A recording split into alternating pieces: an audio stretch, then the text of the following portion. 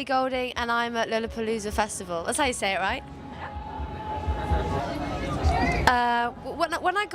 When I first got the phone call, I was just quite relaxed. Actually, I think a lot of people maybe wouldn't have been, but I don't know. I was just like, okay, great, I will look into it, and you know.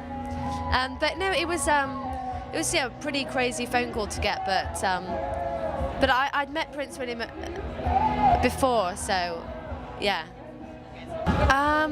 I wasn't really like a conscious decision to make myself different. I think just the fact that my music is like, I'm influenced by so many different people that it would have been hard for me to make a record that was just like an acoustic record, or I don't know. I felt like in order for me to kind of satisfy all my fascinations with different genres of music, that I had to kind of put it together in a way. And like I wasn't, when I made my album, I wasn't like, right, I want to go for a fusion of this. It just kind of happened, and I made the record in my bedroom, which is why, I mean, not my bedroom, but Finn's bedroom, which is why I'm still surprised that it ever did anything. Joni Mitchell, Imogen Heap, Björk. I don't know. I love Annie. I used to love Annie DeFranco. I used to think she was, well, she still is, an amazing songwriter. I suppose I kind of went through like an angst period of liking Pearl Jam and Deftones and stuff like that. But then I guess I've just always listened to pop music on the radio, so I've always listened to the radio, and just always loved electronic and dance music, I suppose. But I love all kinds of bands. Like at the moment, I like Foster the People, Active Child. I'm quite a big fan of at the moment. Wild Beasts.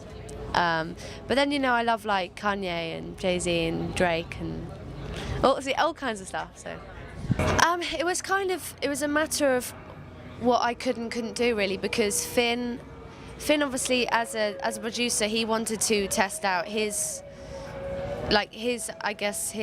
capabilities, as it was his first album that he produced. So it was a matter of like me wanting to do something and him saying yes or no, and vice versa. So it was all about like restriction a little bit, but in a good way, like good restriction. So we didn't like become self-indulgent. So, but it was such a beautiful way of making a record, because we just sat in a bedroom like days upon end, just kind of selecting sounds and stuff. It's like a very manual way of making a record, because I didn't go and work with someone that had been doing it for years, so like none of us really knew what we were doing. So it was just a matter of selecting sounds, and I suppose we would mess around with my vocal a little bit, and you know, we just kept making and making until we got to a level that we were happy with. And that's just kind of how it worked, and it was a long process, but we were really happy with it at the end. Yeah. Yeah, quite a majority is based on personal experience. But then people will tell me stuff, confide in me, and I like listening to people, so that's a big part of it as well. But I used to read fairy tales quite a lot, so I quite like the idea of writing stories and poetry. I used to read quite a bit of poetry, and yeah, so I suppose mainly it's about myself, but then I also kind of try and be slightly more objective and take other things in as well. I like Carol Ann Duffy. God, who else? I read like compilations. Like I've got amazing like compilations of poetry. So I don't think I could name top three. I like Irish writers. One of my favourite books is Angela's Ashes. But I have like there's poetry. It's called like Staying Alive, and it's really kind of life affirming poetry, and it just ranges from everything to like animals to death, and like it's a useful book. I've got a couple of them, and they're really useful to have. You can open a page and just find something really inspirational.